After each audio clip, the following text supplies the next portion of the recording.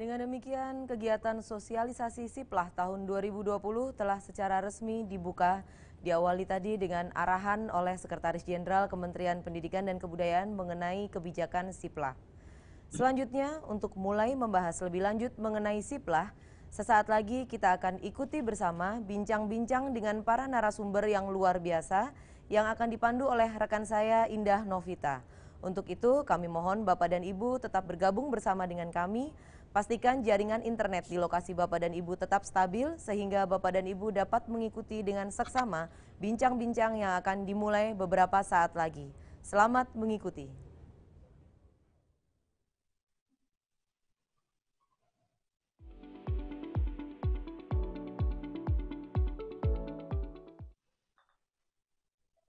Udah nggak on frame kan ini di situ? Selamat, semangat.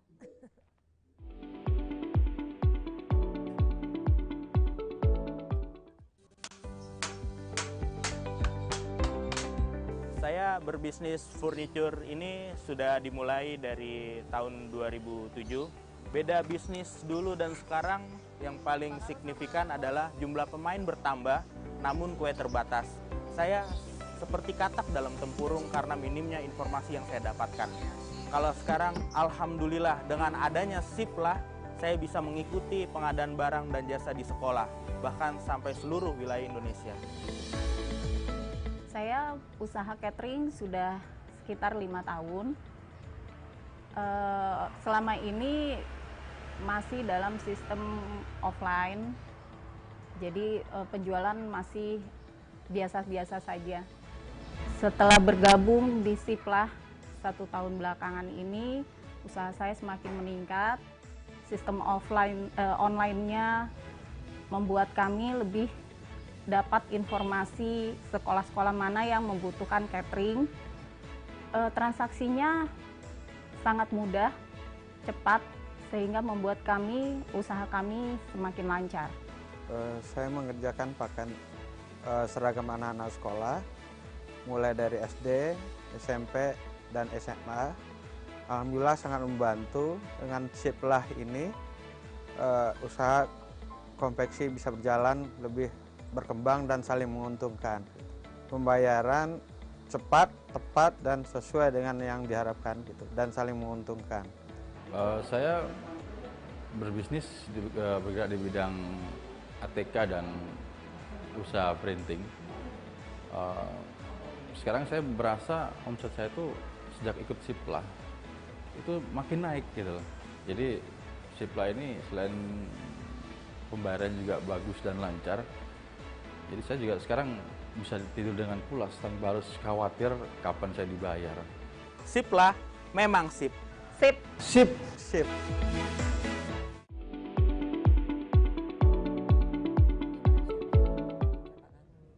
Oh, bukan Pak Muhammad, tapi perwakilan.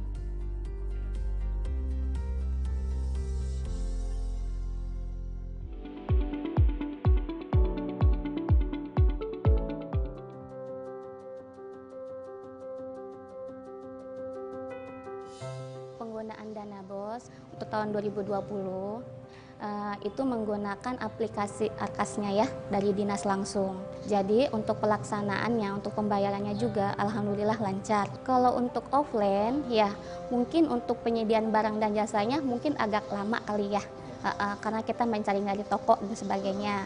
Kalau untuk online ya melalui Siplah dan sebagainya, itu kita untuk penerimaan barangnya itu agak cepat karena kita melalui aplikasi Siplah itu. Di sekolah kami di SMP Negeri 3 Sepatan pernah melakukan pembelanjaan barang, salah satunya itu buku sekolah elektronik.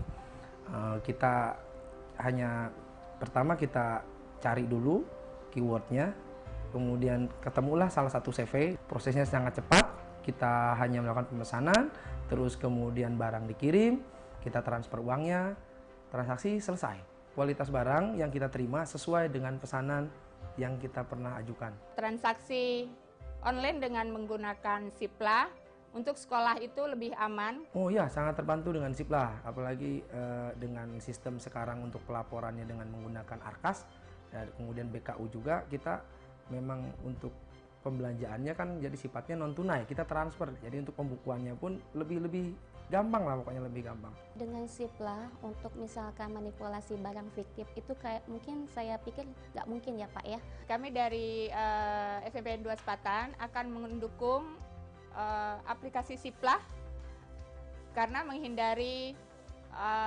pembelian fiktif atau pengeluaran-pengeluaran yang memang tidak diperlukan. Siplah memang sip. Siplah memang sip. Siplah memang sip.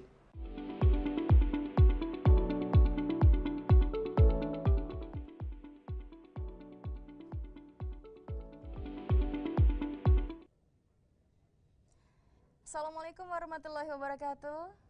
Salam sejahtera dan juga selamat pagi pastinya kepada Bapak dan juga Ibu dimanapun Anda berada. Senang sekali rasanya saya Ino Novita dapat hadir di tengah-tengah Anda tentu saja pada pagi hari ini untuk memandu jalannya acara talk show daring sosialisasi Sistem Informasi Pengadaan Sekolah 2020. Dan tadi baru saja rekan saya Mbak Ria sudah memandu jalannya acara opening ceremony yang sudah langsung dibuka oleh Bapak Sesjen dan juga secara resmi pada hari ini akan dimulai rangkaian acara selama 4 hari ke depan, yaitu dimulai dari tanggal 3 hingga tanggal 6 Agustus 2020.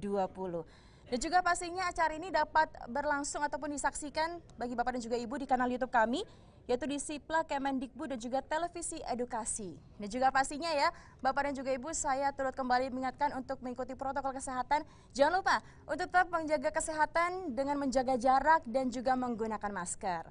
Namun sebelumnya, dalam rangkaian talk show ini nanti kita akan bahas banyak sekali dengan narasumber yang akan hadir dengan membawakan topik yang berbeda di masing-masing segmen. Nanti kita akan bahas satu persatu, tapi saya ingin sapa dulu rekan-rekan yang sekarang sudah bergabung di Zoom melalui kanal Zoom. Saya akan sapa terlebih dahulu ya. Rekan-rekan yang saat ini berada di Jambi, selamat pagi. Lalu berikutnya di Sumatera Barat. Dan selanjutnya ada di Lampung. Lalu berikutnya rekan-rekan yang berada di Aceh, Jawa Barat, DKI Jakarta, Sumatera Selatan, Kalimantan Barat, dan juga daerah istimewa Yogyakarta. Selamat bergabung Ibu, Bapak, dan semoga pastinya pada hari ini kita akan sharing banyak sekali. Dan sedikit saya akan informasi sebelum nanti kita akan lanjut ke sesi talk show bersama dengan narasumber. Mungkin Bapak dan juga Ibu sebagian sudah ada yang tahu sebenarnya apa sih Siplah, atau mungkin masih menerka-nerka Siplah itu sebetulnya apa ya Bapak dan juga Ibu. Jadi memang Siplah ini merupakan platform digital dari Kemdikbud dan kita juga memiliki goal ataupun tujuan tersendiri, yaitu di mana tujuannya adalah transaksi lebih lancar dan juga peluang UMKM ke bisnis nasional. Nah, menariknya dalam sesi kali ini ataupun di segmen kedua ini, talk show yang akan kita bahas yaitu mengenai pengadaan barang dan jasa di satuan pendidikan. Dan nantinya kita akan berikan kesempatan kepada seluruh narasumber untuk menyampaikan topik pembahasannya selama 10 menit ke depan. Dan juga kami mengharapkan Bapak dan juga Ibu untuk bisa aktif bertanya melalui kolom komentar yang ada di Zoom. Nanti kita akan pilih pertanyaannya dan akan kita lemparkan sesuai dengan pertanyaan Bapak dan juga Ibu di narasumber tersebut. Oke, langsung saja, nggak usah berlama-lama ya. Kita akan santai, rileks saja. Kita akan bahas mengenai lebih lanjut tentang Siplah dengan sesi pengadaan barang dan jasa di satuan pendidikan ini. Yang pertama saya akan sapa terlebih dahulu, yaitu narasumber kami sudah hadir di tengah-tengah melalui kanal Zoom, yaitu sudah ada Bapak Bahri SSTP MSI. Beliau merupakan Direktur Pelaksanaan dan Pertanggungjawaban Keuangan Daerah Kemendagri. Selamat pagi Bapak, Assalamualaikum, apa kabar? Mohon maaf, kami akan menyapa terlebih dahulu Bapak Yulianto Prihandoyo, yaitu beliau merupakan Direktur Pengembangan Sistem Katalog dari LKPP. Selamat pagi, Assalamualaikum Bapak. Baik, kita sambil menunggu koneksinya terhubung ya Bapak dan juga Ibu, kita akan kembali menyapa ke narasumber berikutnya, yaitu Bapak Bahri SSTP MSI. Beliau merupakan Direktur Pelaksanaan dan Pertanggungjawaban Keuangan Daerah dari Kemendagri. Selamat pagi. Baik, sesaat lagi kita akan menampilkan beliau yang sudah turut bergabung di kanal Zoom ya Bapak dan juga Ibu. Dan selanjutnya kita akan menyapa kembali narasumber berikutnya yang hari ini sudah hadir di tengah-tengah kita yang akan mendampingi saya tepat di samping saya. Saya akan menyapa terlebih dahulu yaitu Bapak Henry Eko Hapsanto, perwakilan dari Biro Umum dan PBJ. Selamat pagi Bapak. Baik, mungkin langsung saja kita bisa mengundang Bapak Henry Eko Hapsanto, kami persilakan. Sudah hadir di tengah-tengah kita, Bapak dan juga Ibu. Assalamualaikum, Bapak, selamat pagi, apa kabar? Semangat dong Pak ya pagi hari ini ya Pak ya, luar biasa sekali. Dan berikutnya narasumber yang terakhir di sesi kedua ini saya akan menyapa, yaitu sudah bergabung bersama dengan kami Bapak Nandana Aditya Baswara. Beliau merupakan koordinator perencanaan dan penganggaran Sesdijen PAUD, Dikdas dan Dikmen. Selamat pagi. Oke, baik. Sekali lagi Bapak dan juga Ibu, kita akan segera memulai talkshow di segmen kedua ini. Namun sebelumnya kembali lagi saya mengingatkan kepada Bapak dan juga Ibu untuk jangan lupa ya, kita harus aktif bertanya mengenai pembahasan yang akan kita angkat pada pagi hari ini, itu adalah pengadaan barang dan jasa di satuan pendidikan. Untuk itu saya sarankan kepada Bapak dan juga Ibu untuk aktif dan juga bisa memulai pada saat sesi narasumber akan menyampaikan topiknya sudah memberikan pertanyaan dan langsung saja diketik di kolom komentar Zoom. Nanti kita akan pilih pertanyaannya lalu kita akan bahas satu persatu dengan narasumber. Baik, Bapak dan juga Ibu, rupanya sudah siap ya semuanya. Kita akan segera mulai, rekan-rekan kita yang sudah ada dan juga hadir melalui kanal Zoom. Baik, kita akan segera mulai. Dan untuk itu langsung saja kami akan persilahkan narasumber pertama yang akan langsung menyampaikan topiknya, yaitu Bapak Yulianto Prihandoyo. Beliau merupakan Direktur Pengembangan Sistem Katalog LKPP. Selamat pagi Bapak, kami persilahkan untuk bisa langsung memberikan topik pembahasannya kepada kami. Baik, selamat pagi, kedengaran suara saya? Ya, sudah kedengaran Bapak, terima kasih banyak Bapak, kami persilahkan. Ya, baik, terima kasih. Selamat pagi, Ibu dan Bapak semuanya. Pertama-tama, kami sampaikan terima kasih sudah berkenan mengundang kami, LKPP, untuk turut gabung dalam acara sosialisasi Siklah ini. Sebelumnya, mohon maaf, Pak Kepala tidak bisa hadir, beliau meminta saya untuk mewakili. Ibu dan Bapak semuanya, pertama-tama tentu saja saya ingin sampaikan apresiasi ke Kemendikbud atas lahirnya Siklah ini. Jadi sejak 2019 saya sudah dengar infonya, Siklah ini sudah launching begitu kurang lebih. Prinsipnya adalah saya menilainya ini bagian dari upaya Kemendikbud dan terima kasih kami LKPP juga jadi terbantu di sini ya. Intinya ini bagian dari upaya memperbaiki tata kelola lembagaan khususnya di sektor pendidikan. Tadi disebut dengan Siklah, insya Allah ya bisa lebih cepat, lebih mudah, dan tentu saja bisa tercatat serta termonitor. Jadi kalau dulu barangkali proses pengadaan barang jasa di lingkungan sekolah ini tidak secara sistem begitu ya, tidak termonitor. Barangkali kalau sekarang insya Allah ya bisa lebih baik. Baik, ini waktunya karena sedikit cuma 10 menit. Saya sudah share materi, mohon mungkin bisa di-share, bisa disampaikan saja barangkali di slide ini.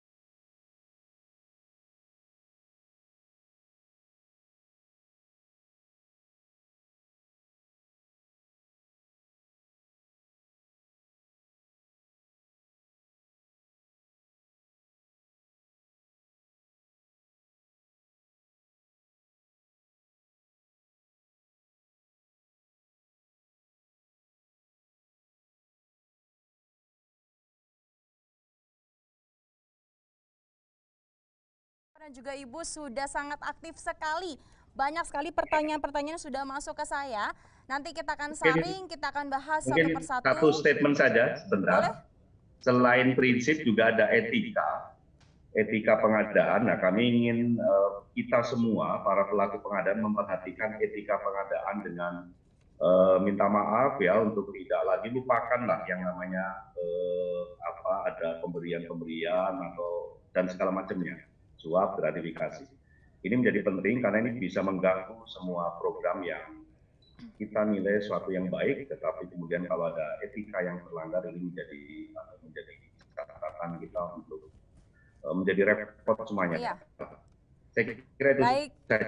Terima kasih banyak Ya, jadi Bapak. selain prinsip, etika pengadaan. Mohon izin, terima kasih banyak Bapak penjelasannya Kita. dengan penerapan prinsip dan juga etika pengadaan yang tadi Bapak Yulianto sudah jelaskan. Dan langsung saja Bapak dan juga Ibu, nanti pertanyaannya akan saya bacakan dan akan kami tujukan langsung kepada narasumber sesuai dengan Bapak dan juga Ibu yang sudah tujukan.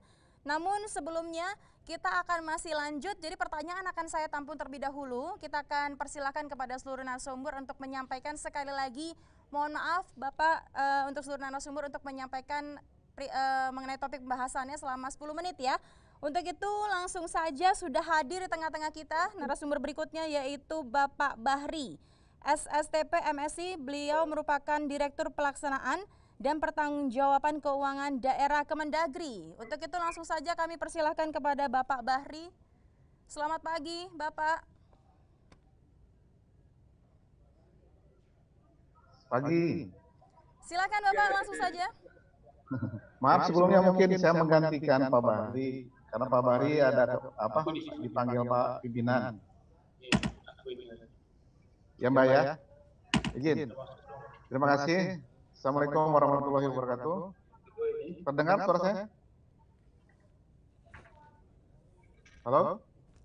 Halo, iya Bapak, kami sudah cukup jelas terdengar ya? Suara Bapak. Siap, oke. Ya, terima kasih. Yang terhormat Pak Sekjen dan teman-teman semua yang mengelola Siplah ini dan Bapak Ibu narasumber dan teman-teman di Pemda seluruhnya ini ternyata banyak juga ya partisipan sampai 1000-an lebih ya. Oke, mungkin saya lanjut aja karena waktu tadi. Mungkin mohon itu kenapa slide-nya?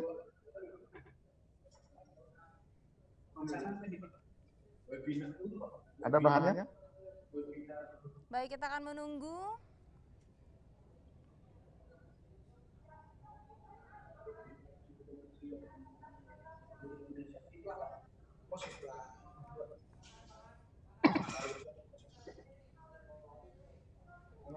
Baik, rupanya kita masih akan menunggu topik pembahasan yang akan disampaikan oleh perwakilan dari Kemendagri. Bapak dan juga Ibu mohon bersabar.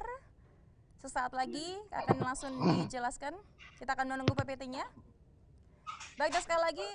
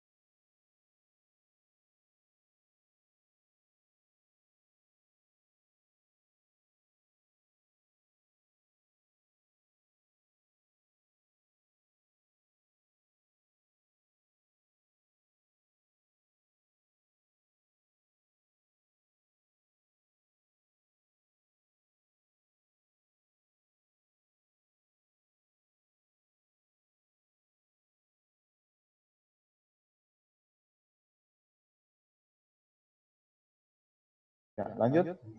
Kemendikbud itu harusnya kalau dana bos itu Kemendikbud. Nah, ini mungkin kalau harus kita perhatikan, langkah-langkah yang perlu dilakukan dalam proses penyusunan laporan keuangan antara lain ada kas, ada aset tetap, ada barang jasa, ada beban LO. Nah, ini yang teman-teman nanti di DPN khususnya di sekolah-sekolah melakukan integrasi laporan ini harus satu kesatuan.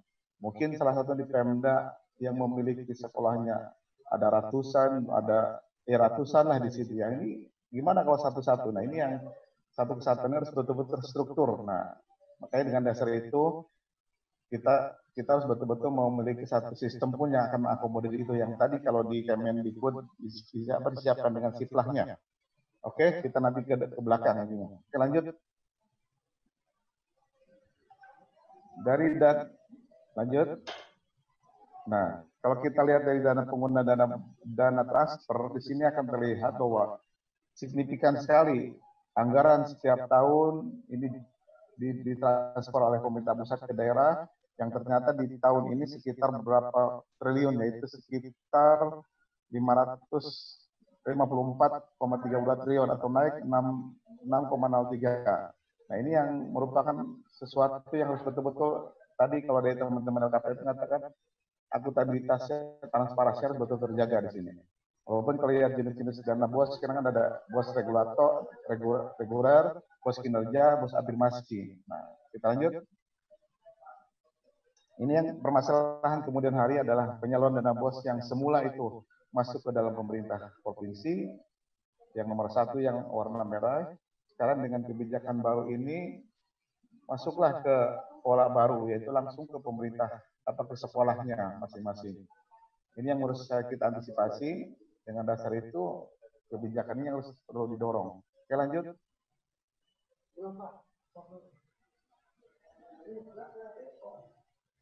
Nah, di sini akan terlihat, Pak, Bu, bahwa mekanisme rekomendasi penyaluran dana bos dari DPK, DJPB, ke sekolah, Kemendikbud, Distrik, dan APBD. Nah, ini yang harus satu kesatuan yang harus tentunya siklus ini harus kita ikutin, dan tentunya tadi ketika DJPB menyampaikan ke sekolah ada notifikasi penyaluran. Oke, lanjut. Kita lanjut. Oke, sebentar. Nah, penggunaan dana bos ini itu kalau kita lihat dari pokok-pokok kebijakan bos 2020 ada penyaluran bos langsung ke rekening sekolah, penggunaan bos lebih fleksibel untuk sekolah, nilai satuan bos meningkat, laporan bos diperketat agar lebih transparan dan akuntabel. Ini yang harus kita perhatikan. Karena ini sesuai dengan Permendikbud nomor 8 2020 tentang pendidikan teknis bantuan operasional dari sekolah. Ini yang jadi harus tahu teman-teman mengakomodir itu. Lanjut. Penyaluran bos langsung ke rekening sekolah. Ini berbeda dengan tahun 2019 dengan 2020. Ini akan terlihat di sisi bagian di sini ada penyaluran dana bos sekolah dari Kemenku melalui rekening kas daerah. Nah, sekarang langsung penyaluran dari Kemenku langsung ke sekolah, ke rekening sekolah.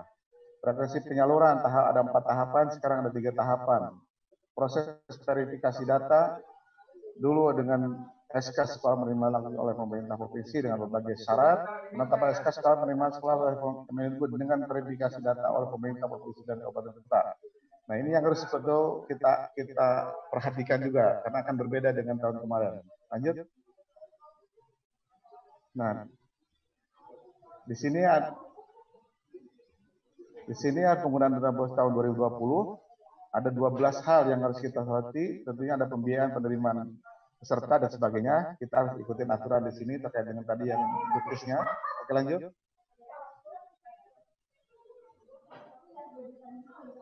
Nah, ada Binwas di sini yang harus kita perhatikan juga. Binwas tentunya dari struktur ada provinsi, ada kementerian pusat, ada provinsi, ada kabupaten kota, ada kepala dinas yang tentunya harus bersinergi di sini untuk melakukan pembinaan dan pengawasan. Oke, lanjut.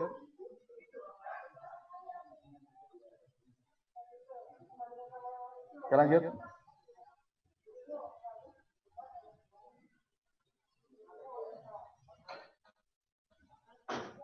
Lanjut, Mas. Kita lewatin aja, lanjut ini juga. Mohon maaf, Bapak mohon izin, kami berikan waktu sekitar 2 menit lagi, Bapak. Oke. Silakan ya, Bapak. Nah, intinya dari sini lanjut ke permasalahan bahwa dengan kondisi-kondisi tadi muncullah apa kita sesuaikan turunan regulasinya itu Permendagri 24 yang akan kami memfasilitasi untuk pengelolaan dana BOS ini, yaitu tentang Permendagri 24 2020 tentang pengelolaan dana bantuan operasional sekolah pada pemerintah daerah. Itu yang nanti harus dijadikan tolak ukur teman-teman sekolah, teman-teman Pemda untuk melakukan kebijakan, melakukan pelaksanaannya dengan akuntabilitas, dengan transparansi. Kita harus pedomannya inilah. Kalau dikatakan ya, kitab sucinya yang kita harus gunakan adalah Permendagri 24 untuk pengelolaan dana bantuan sosial, bantuan sekolah itu. Kita harus merujuk ke sini, ke situ. Tentunya dengan data itu kita harus menguasai apa yang ada di sini. Nah, di samping itu, kami di pusat sudah melakukan satu kebijakan tertentu, ada pimpinan bahwa melakukan pembuatan dari Permendagri 24 itu kita terjemahkan ke dalam SIP BOS namanya. Itu jadikan tolak ukur untuk mengantisipasi teman-teman melakukan kebijakannya melalui SIP BOS itu. Tadi di teman-teman Kemdikbud ada SIPlah, kita dengan Permendagri 24 itu ada SIP BOS. Jadi SIP BOS, SIPlah karena kita lakukan itu. Itu mungkin yang harus kita siapkan ke depan. Baik, terima kasih. Itu mungkin, makasih. Terima kasih banyak Bapak perwakilan dari Kemendagri tadi. Jelas sekali yang dibahas mengenai permasalahan penyusunan laporan keuangan ya Bapak ya, mulai dari bagaimana kita mempunyai strategi dari pengelolaan.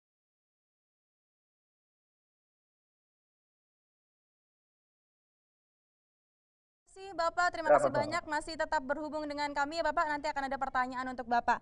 Dan selanjutnya kali ini spesial sekali narasumber sudah hadir di samping saya, narasumber berikutnya yaitu dengan Bapak Henry Eko Hapsanto. Beliau merupakan perwakilan dari Biro Umum dan PBJ. Assalamualaikum, selamat pagi. Waalaikumsalam.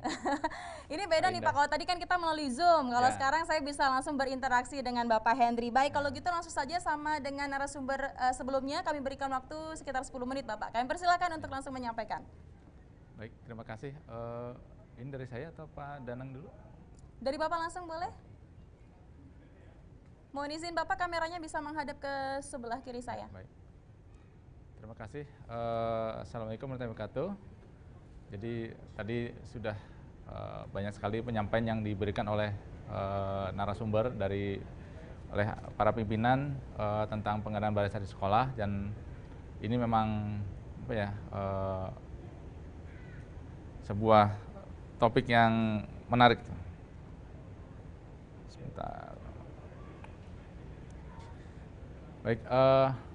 Langsung ke slide-nya saja.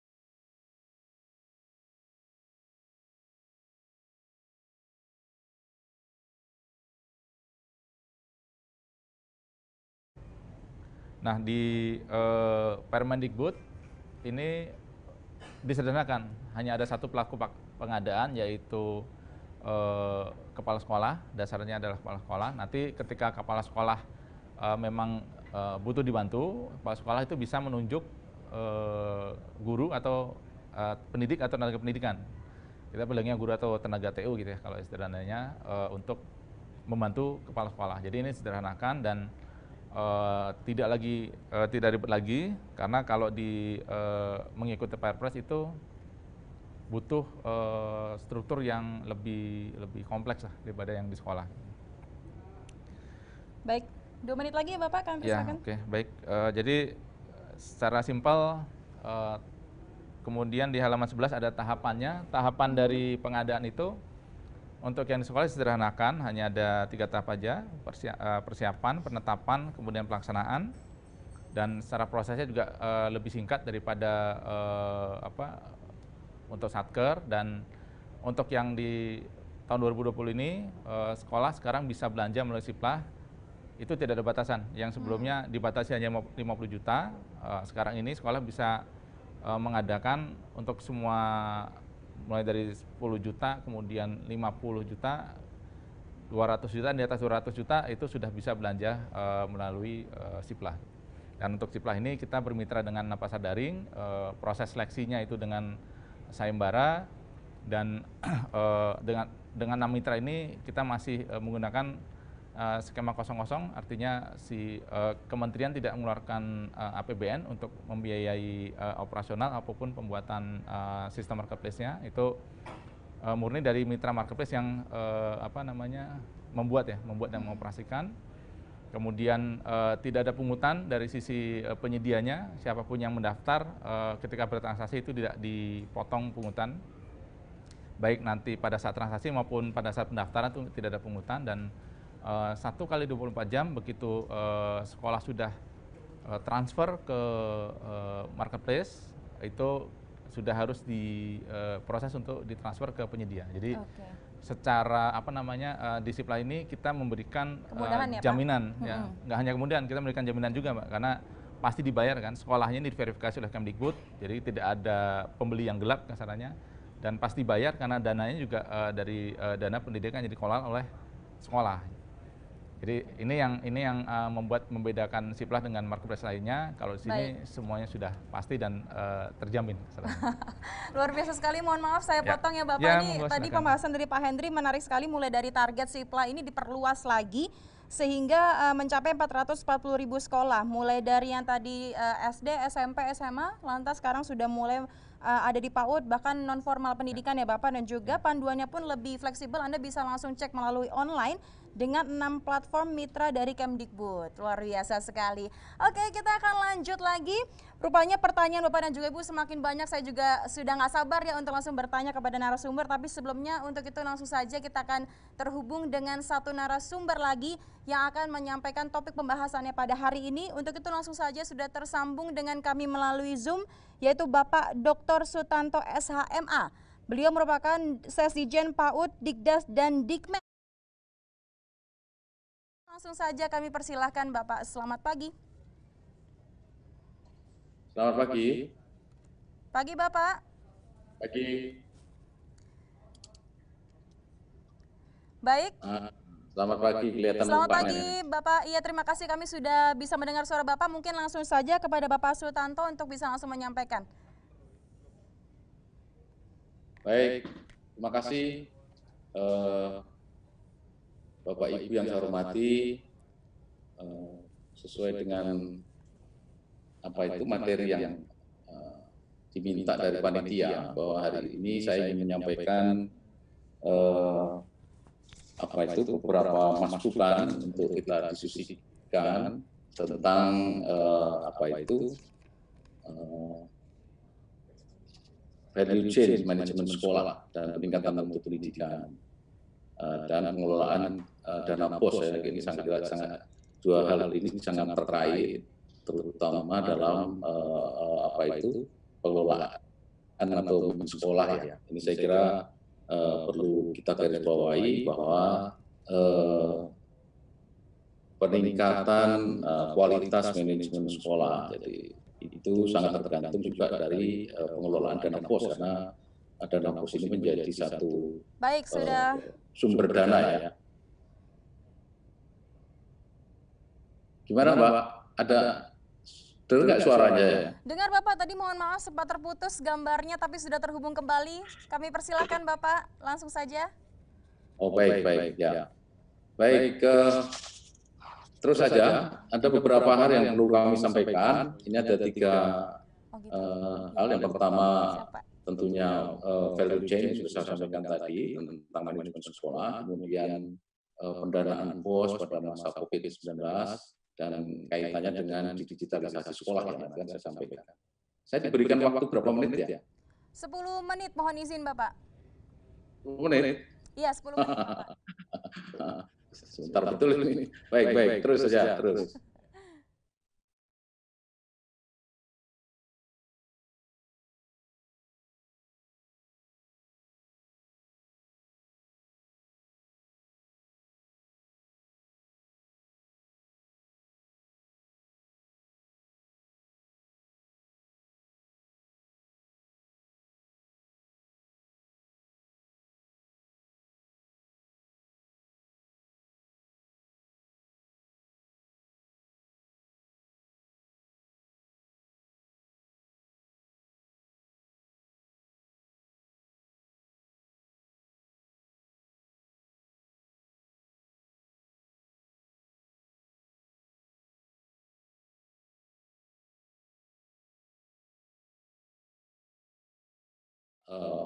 Ada proses di situ, output, dan tentunya juga tergantung dari sangat tergantung dari kolaborasi dari antara sekolah dengan orang tua dan tentunya dengan masyarakat, termasuk dengan industri.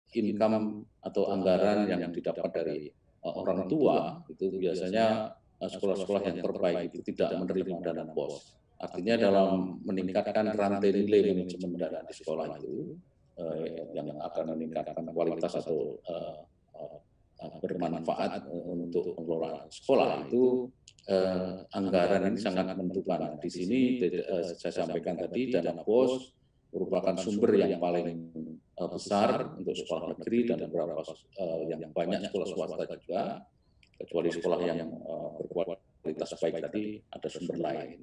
Kemudian dari input tadi tentunya Bapak Ibu juga sudah di sekolah sudah melakukan, kita sudah kenalkan ARKAS di sini untuk mengenalkan dari sisi perencanaannya. Jadi dalam perencanaan kegiatan yang ada di sekolah itu dari sisi digitalisasi sudah dikenalkan ARKAS, bagaimana teman-teman sekolah menginput data di dalam ARKAS tersebut. Kemudian nanti menjadi dipedomani dalam melaksanakan prosesnya gitu. Sehingga kita kalau sudah anggaran sudah dimasukkan dalam ARKAS, tentunya kita bisa menjadi dasar dalam prosesnya dan pembelanjaannya. Jadi dalam setahun kalau sudah ARKAS-nya itu, sudah ada perencanaannya, kita bisa tahu dalam setahun itu kita akan belanja apa saja, biayanya berapa, sudah ada di situ dalam proses, itu akan dijadikan dasar dalam pelaksanaan proses pembelajaran. Kemudian tentunya dari sisi outputnya, kita memerlukan pelaporan yang akuntabel gitu ya, sehingga ketika diaudit oleh siapapun termasuk oleh para auditor baik vertikal maupun horizontal dari daerah, kita bisa mempertanggungjawabkan dengan baik. Tentunya sudah ada payung hukum yang digunakan dalam pelaksanaan pembelanjaan, terutama dana BOS, ada Permendikbud tentang BOS, itu menjadi dipedomani sehingga teman-teman kepala sekolah dan seluruh warga sekolah yang menggunakan dana BOS itu bisa mempertanggungjawabkan dengan baik. Ini saya kira pemanfaatan dana BOS ini menjadi penting dalam rangka untuk mendukung operasional sekolah yang tujuan akhirnya itu bisa meningkatkan nilai. Jadi rantai nilainya itu bisa akan lebih baik ketika tadi unsur-unsur yang di atasnya tadi sudah saya sampaikan, itu dilaksanakan inputnya baik, prosesnya baik, kemudian outputnya baik, tentunya manfaat dan dampaknya juga akan menjadi lebih baik. Ini saya kira perlu digarisbawahi dalam pelaksanaan manajemen dana di sekolah. Nah ini akan saya sampaikan nanti kaitannya dengan dana BOS karena anggaran ini punya peran yang cukup besar juga selain dari tentunya yang paling mempengaruhi kualitasnya itu adalah PTK ya dalam meningkatkan kualitas sekolah. Tetapi dana ini juga mempunyai peran yang besar untuk bisa meningkatkan kualitas outputnya. Bapak Ibu yang saya hormati, dalam melaksanakan manajemen dana sekolah, sebetulnya kita ingin tidak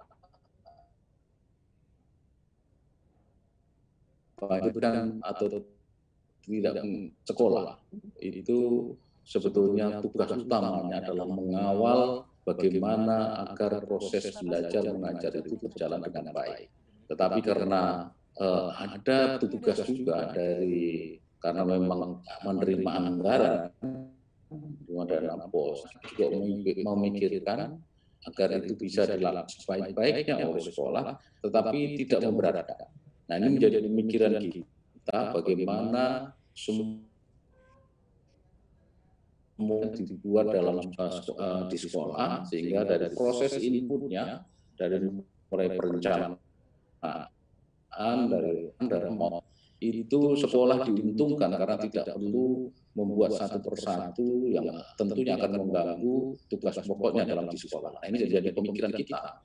Kita sudah mencoba membuat beberapa sistem yang bisa meringankan itu, tapi sampai sekarang belum berhasil. Dan sekarang tim Mas Menteri telah mendesain sebuah platform baru, tentunya nanti akan mengakomodasi beberapa sistem yang sudah dibuat. Tadi ada kalau kita ada BOS, kemudian ada ARKAS, di situ ada anggaran BOS, kemudian perencanaannya menggunakan ARKAS, kemudian pembelanjaannya menggunakan SIPLA,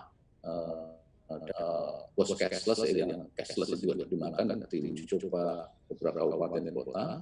Kemudian kalau pembelanjaan untuk pengadaan barang jasa menggunakan SIPLA, kemudian laporannya menggunakan BOS Salur. Nah ini dari beberapa embrio sistem ini nanti akan dijadikan satu, sehingga sekolah tidak lagi menginput satu persatu di sistem itu, sehingga ringkas menjadi satu. Ketika sudah dimasukkan dalam perencanaan, nanti pembelanjaan semuanya cashless, menggunakan SIPLA, kemudian laporan juga otomatis, sehingga sekolah tidak harus membuat laporan satu-satu, apalagi secara administrasi, itu akan memberatkan. Nah ini pemikiran kita harus ke sana.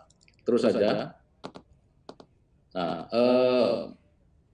kami sampaikan juga tentang penyaluran dana BOS ya, jadi karena BOS ini menjadi besar dan totalnya itu 50-an triliun.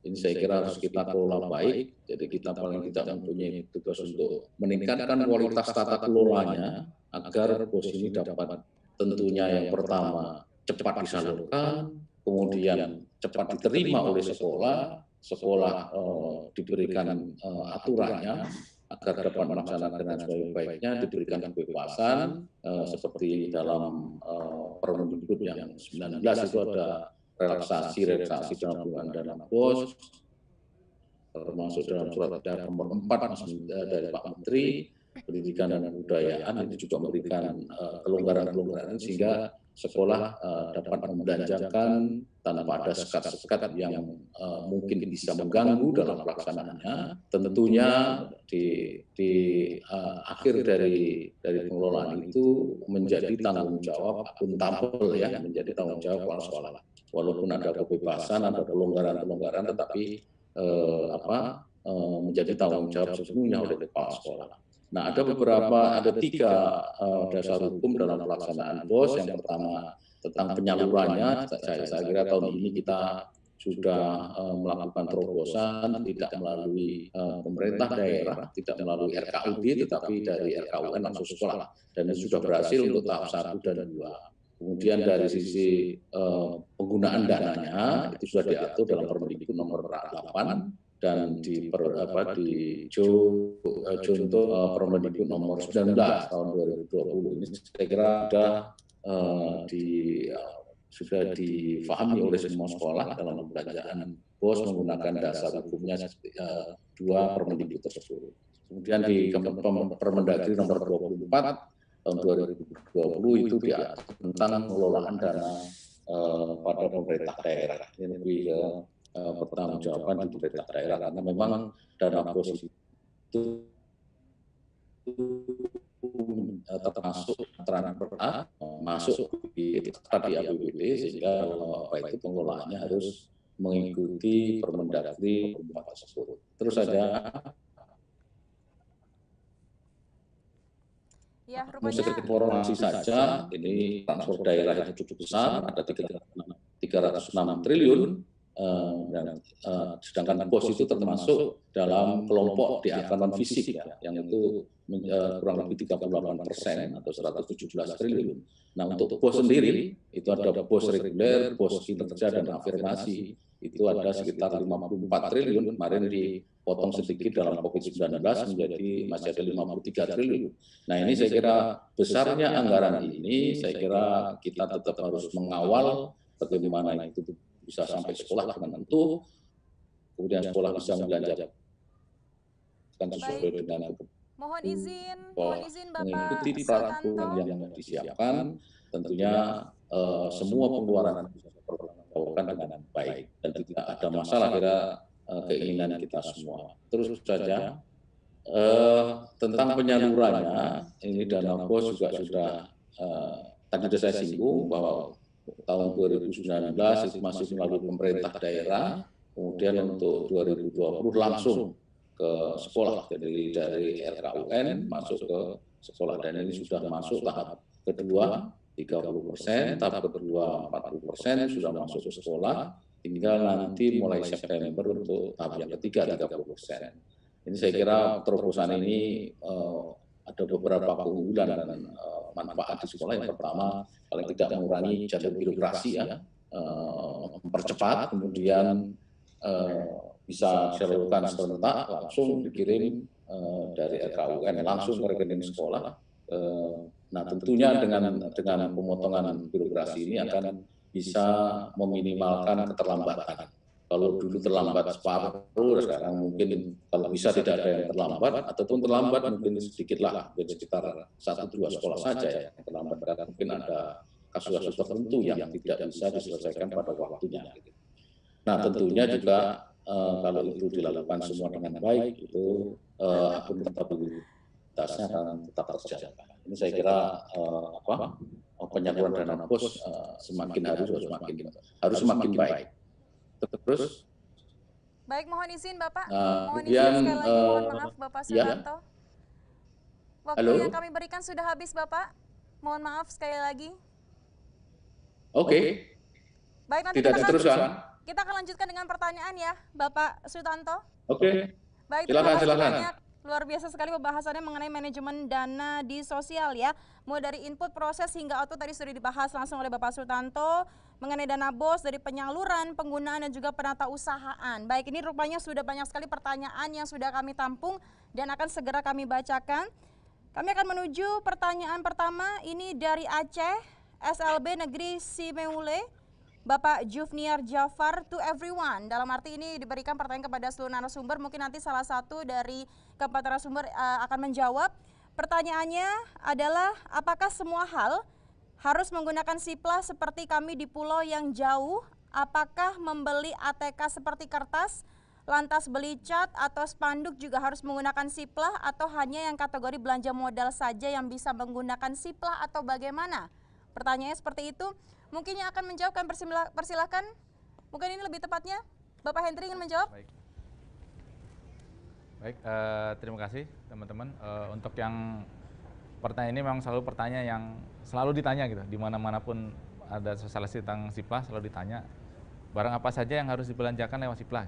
Memang kalau di Permendikbudnya menyebutkan seluruh pengadaan barang jasa, jadi tidak dibatasi barangnya apa aja tadi kan. Betul. Bahkan sampai yang untuk di era COVID ini kan ada pembelian pulsa, kemudian ada apa namanya sewa untuk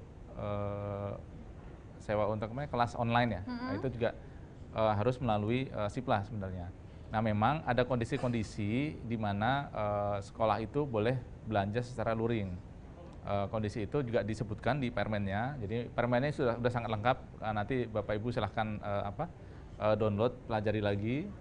Ada kondisi yang membolehkan luring, yaitu ketika pertama ke-6 marketplace-nya tidak bisa melayani. Misalnya dalam kondisi kahar atau kondisi force majeure, ada musibah apa yang menyebabkan ke-6-6-nya offline. Betul. Nah, itu baru itu kondisi pertama. Yang kedua, kalau di sekolah tidak ada internet. Nah, ini kalau tidak ada internet ya memang mau boleh gimana kan, tidak bisa online kan. Betul, betul. Jadi singkatnya pengadaan barang seluruhnya untuk yang khususnya untuk operasional sekolah itu wajib melalui SIPLA secara daring. Untuk kondisi-kondisi online-nya offline-nya itu 2 tadi. Dan kita juga mengadakan acara ini untuk menjawab pertanyaan-pertanyaan penyedia lokal kami nggak ada gitu.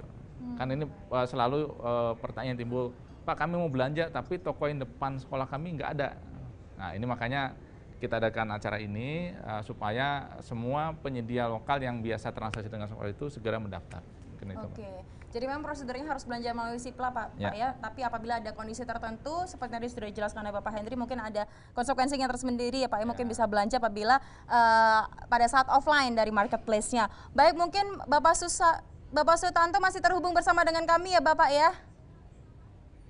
Masih. Mungkin ada yang ingin ditambahkan Bapak, jawaban dari pertanyaan dari Aceh Bapak mengenai kategori belanja modal.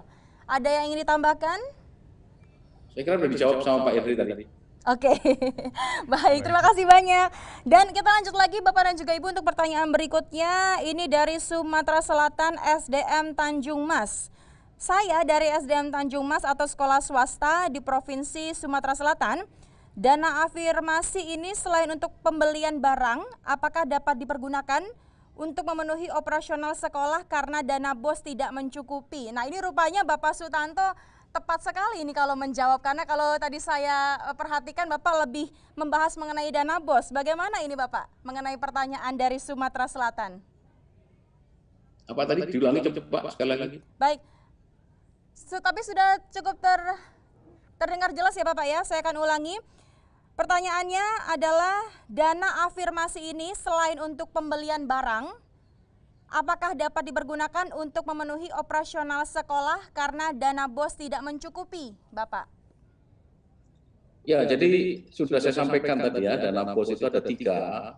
Yang pertama dana BOS reguler, dana BOS afirmasi, dan BOS kinerja. Nah, untuk tahun 2020, dana BOS afirmasi dan kinerja itu digunakan sama dengan dana BOS reguler. Jadi untuk menutupi kekurangan apalagi di masa pandemi COVID-19 ini, itu bisa digunakan untuk membiayai biaya operasional seperti yang dilakukan di pos reguler ya, sangat bisa digunakan. Halo. Baik. Iya, halo Bapak, mohon Halo. maaf, connectionnya sempat terputus. Jadi bisa digunakan Pak ya dananya untuk dana afirmasi ini apabila dana BOS tidak mencukupi ya. Lantas Dana Bapak, maksudnya bos afirmasi kan? iya betul dana afirmasi Ya, Bapak, betul, sama. betul Jadi sekali. untuk tahun ini boleh itu digunakan sama persis dengan yang digunakan dana reguler, bos reguler ya.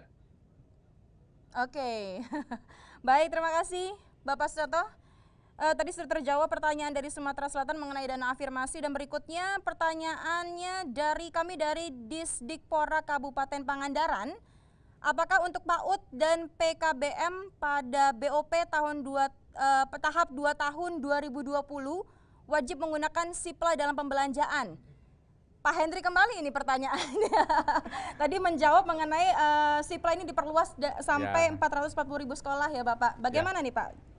Baik, jadi memang ini mungkin yang lebih tepat menjawab teman-teman dari PAUD dari ini PAUD tadi ya. Betul, mengenai ya, PAUD. Teman-teman dari direktorat, terutama direktorat menangani tentang PAUD ya.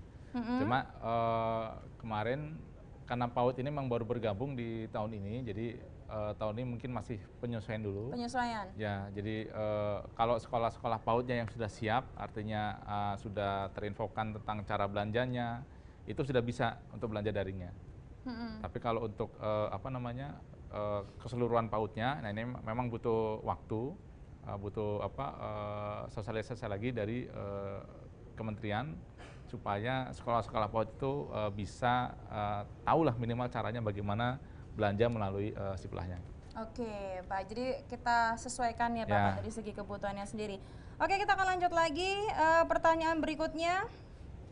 Apakah harga di SIPLA dapat ditawar lebih rendah? Dan untuk pembelian melalui SIPLA pengadaan barang memakai harga menurut zona juga.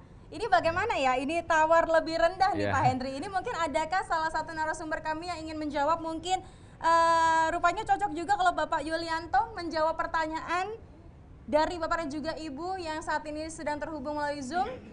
Bapak Yulianto masih bergabung dengan kami Bapak? Ya, makasih. Wah, ini sepertinya ke Pak Hendri lagi nih ya. Ke Pak Hendri lagi. Tapi mungkin Bapak adakah opini atau sedikit masukan nih Bapak mengenai apakah bisa ditawar harga lebih rendah dan pengadaan barang dari harga menurut zona? Bagaimana Pak? Ya kalau secara prinsip ya, lagi-lagi kalau prinsip efisien, efektif ya tentu saja terbuka peluang untuk itu. Tetapi memang mungkin boleh jadi, saya belum baca sepenuhnya Permendikbud atau Raipa, ya mungkin Pak Hendri ya yang saya kira bisa. Tapi secara prinsip ya sepanjang itu mendukung prinsip efisiensi dan efektivitas ya tadi seperti Pak Hendri sampaikan, kualitasnya tetap tidak tentu harus tetap diperhatikan kualitasnya. Secara prinsip bisa terbuka kemungkinan itu. Tapi saya tidak baca atau saya belum baca di Permendikbudnya, jadi mungkin Pak Hendri bisa bantu menyampaikan. Mungkin begitu. Baik, terima kasih. Mungkin Bapak saya tambahkan. fansnya banyak ya Pak, pertanyaannya ke Pak Hendri loh dari tadi. Silakan Pak, bagaimana Baik, Pak? Terima kasih Mbak. Jadi memang kalau jawaban simpelnya bisa. Jadi harga yang di SIPLA itu bisa ditawar lebih rendah. Bahkan kita sediakan fitur harga grosir. Jadi kalau sekolah ingin belanja cepat, beli satu misalnya 10.000, beli 10 dapat diskon langsung 9.000, itu sudah tinggal klik saja. Nah kalau terkait zonasi tadi, zona itu kalau mamanya terkait buku, harga buku kan memang sudah ditetapkan oleh kementerian. Jadi itu sesuai aturan yang berlaku. Tadi arahan Pak Sekjen juga seperti itu, untuk buku sesuai dengan ketentuan dari kementerian nih, zona 1, zona 2, zona 3-nya itu sudah ada harga-harganya. Nah kalau untuk barang selain buku, kan kita ada faktor lokasi ya, faktor lokasi inilah yang menentukan ongkirnya. Oh baik. Jadi kalau semakin dekat dia dengan sekolah, otomatis ongkirnya bisa semakin murah. Gitu. Semakin murah. Ya, jadi bisa jadi misal kalau beli air minum dalam kemasan misalnya, di Jakarta harga 1.000. Di Papua harga 5.000. Tapi ongkirnya dari Jakarta ke Papua kan otomatis bisa lebih dari 20.000. Betul, gitu.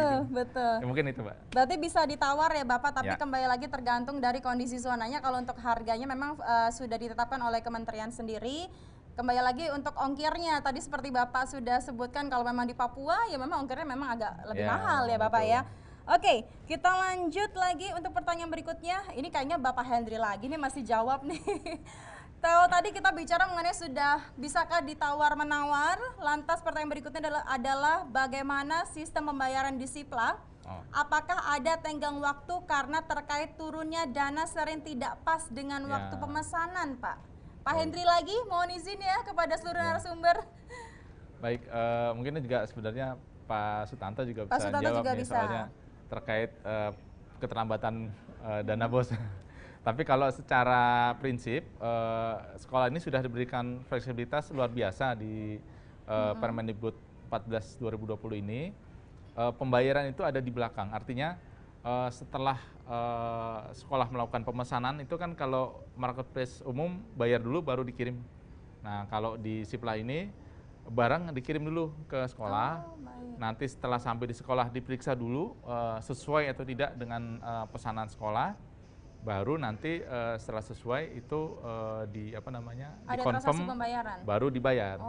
Jadi sebenarnya ini juga inline juga, mungkin nanti Pak Sutanto bisa menambahkan di tahun 2020 dana BOS itu dicairkan di depan. Jadi tidak lagi yang tadinya keterlambatan pencairan dana BOS, harapannya tahun ini sudah tidak ada lagi. Mungkin dari Pak Tanto bisa menambahkan. Bapak Sutanto, mohon izin Bapak untuk ditambahkan, tadi Bapak Hendri sudah menjelaskan mengenai dana BOS yang saat ini akan diusahakan untuk dicairkan di depan terlebih dahulu. Jadi sudah tidak ada tenggang waktu ya Pak untuk dana yang katanya sering tidak pas dengan waktu pemesanan, Pak Sutanto. Ya kan tadi sudah saya sampaikan bahwa pencairan BOS yang mulai tahun ini kan tidak melalui APBD lagi ya, jadi dari Kementerian Keuangan langsung ke sekolah, dan ini alhamdulillah untuk tahap 1 dan 2 yang 30% dan 20% semuanya sudah masuk ke sekolah. Jadi tinggal tunggu yang tahap ketiga. Artinya dari sisi waktu sudah tepat waktunya kan, tidak ada yang terlambat. Di awal yang tahap pertama saja yang kemarin agak terlambat, tidak di bulan Januari karena memang anggarannya memang kita perlu penyesuaian dari dari nomor rekening itu, perlu ada verifikasi dan validasi, itu agak perlu waktu yang untuk tahap pertama. Tapi bulan Februari sudah ada yang cair, kemudian yang tahap kedua sudah lancar. Kemudian yang ketiga lebih lancar lagi. Baik, bulan Februari sudah ada yang cair ya Bapak, dana BOS tadi saya dengar, Pak Sutanto. Oh sudah, 30% sudah. Suaranya kok putus-putus nih? Iya Bapak, mohon izin saya juga tidak bisa mendengar dengan jelas. Ini pengisinya suaranya saya tangkap putus-putus. Baik, bagaimana Bapak sudah cukup jelas mendengar suara kami di sini? Sekarang udah lumayan, tadi putus-putus nggak denger yang disampaikan. Baik Bapak, terkait dana BOS yang sudah cair sekitar 30% ya Pak Sutanto? Sudah 70%, tahap 30%. Wow, luar biasa. Jadi Bapak, ya Bapak dan Ibu tidak perlu khawatir lagi mengenai dana yang katanya tidak kadang waktunya kurang pas pada saat pemasaran. Jadi memang dana BOS sudah cair sekitar 70%. Tadi seperti yang sudah dijelaskan oleh Bapak Sutanto. Bapak terima kasih Bapak. Tolong disampaikan ke ini peserta banyak dari sekolah, misalnya dari dinas pendidikan. Jadi ketika melakukan perubahan identitas sekolah termasuk rekening, itu harus segera ada pemberitahuan gitu ya. Dan kalau tidak memberikan data yang baik, ya nanti dia akan terlambat sendiri di sekolah itu untuk terima. Yang lain sudah terima, dia tidak akan terima. Nah, ini menurut saya mohon kerjasamanya yang baik Pak, teman-teman sekolah itu ketika ada perubahan identitas, termasuk identitas pemegang rekeningnya itu, nama dan nomor rekeningnya itu juga nama banknya, itu juga ada, kalau ada perubahan segera diberitahukan gitu ya, karena nanti pengirimannya tidak menjadi terlambat. Saya kira itu. Oke, baik. Mungkin adakah tambahan mengenai pertanyaan ini kepada Bapak Bahri ataupun Bapak Yulianto?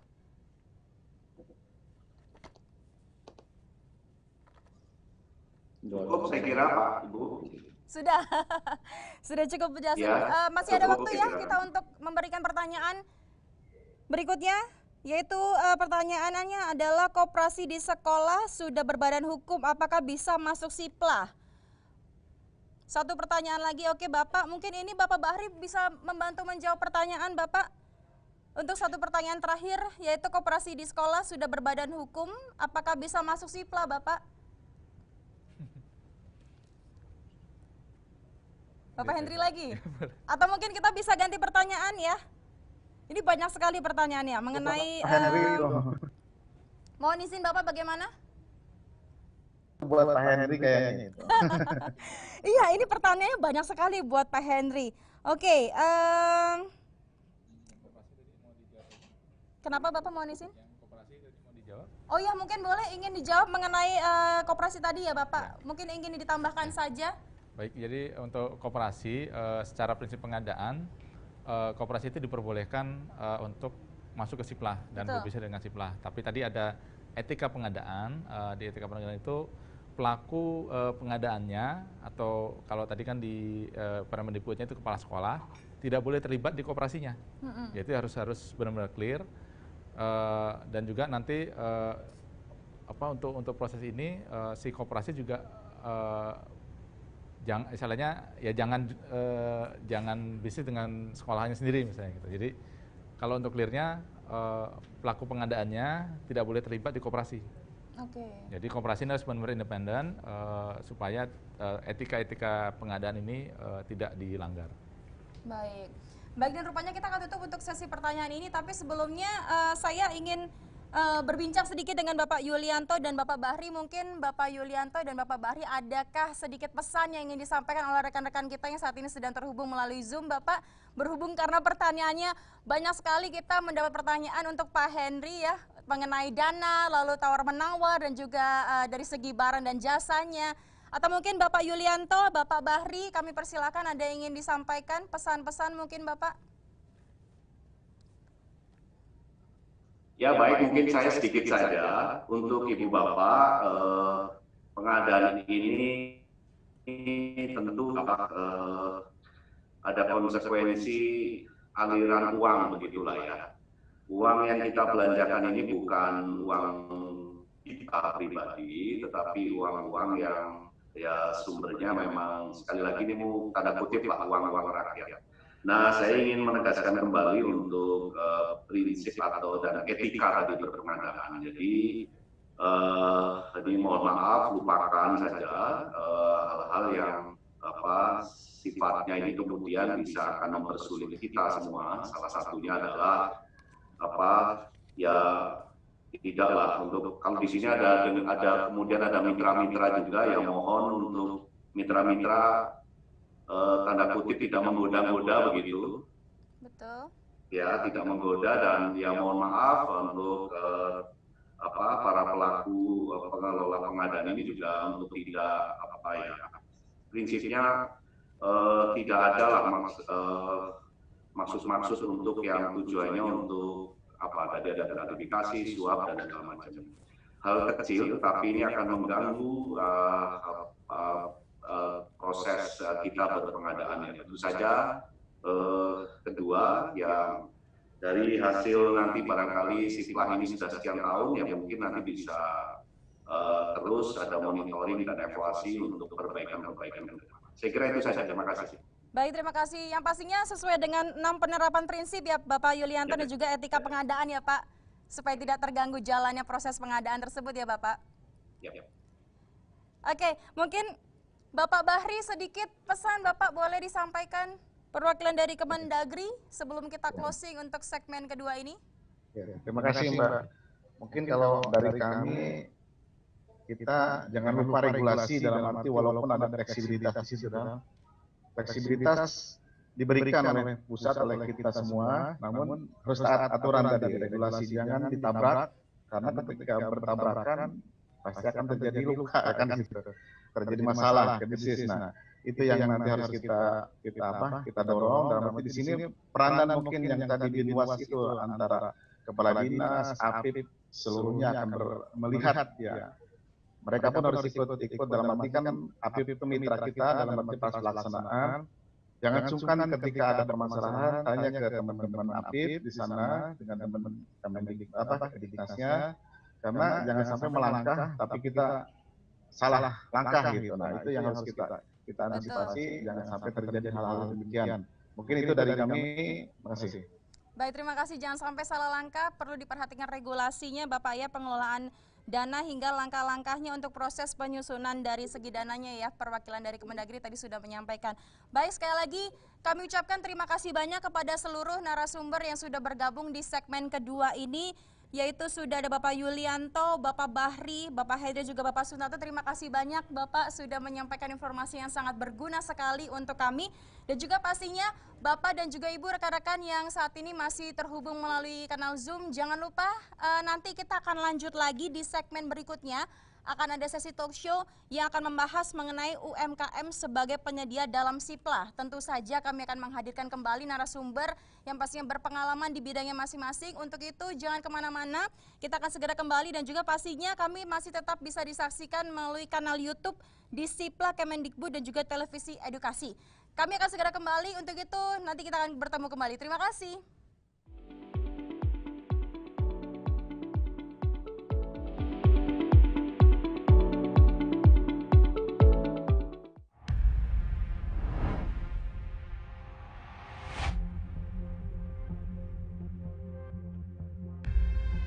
Begitu banyak waktu terbuang dan perlu kejelian untuk menyesuaikan antara kebutuhan dan biaya yang harus dikeluarkan.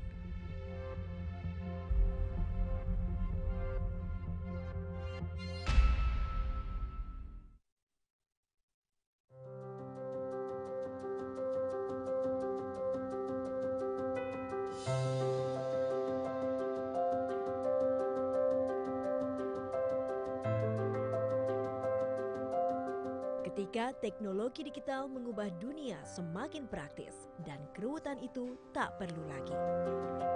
Adalah platform sistem pengadaan di sekolah atau SIPLAH yang diluncurkan Kemendikbud sejak Juni 2019 telah memudahkan pihak sekolah dalam mengelola dana BOS. SIPLAH merupakan sistem elektronik yang menggandeng penyedia pasar atau marketplace untuk menyediakan kebutuhan pihak sekolah dalam pengadaan barang dan jasa.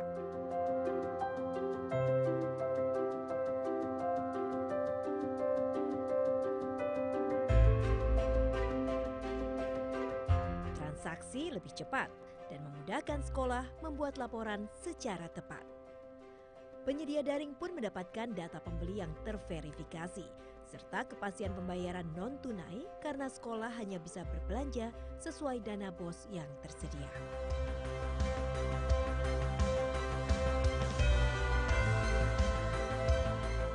SIPLAH memang sip. SIPLAH yang berbasis teknologi merupakan salah satu wujud komitmen pemerintah dalam menghadirkan tata kelola keuangan pendidikan yang transparan dan akuntabel.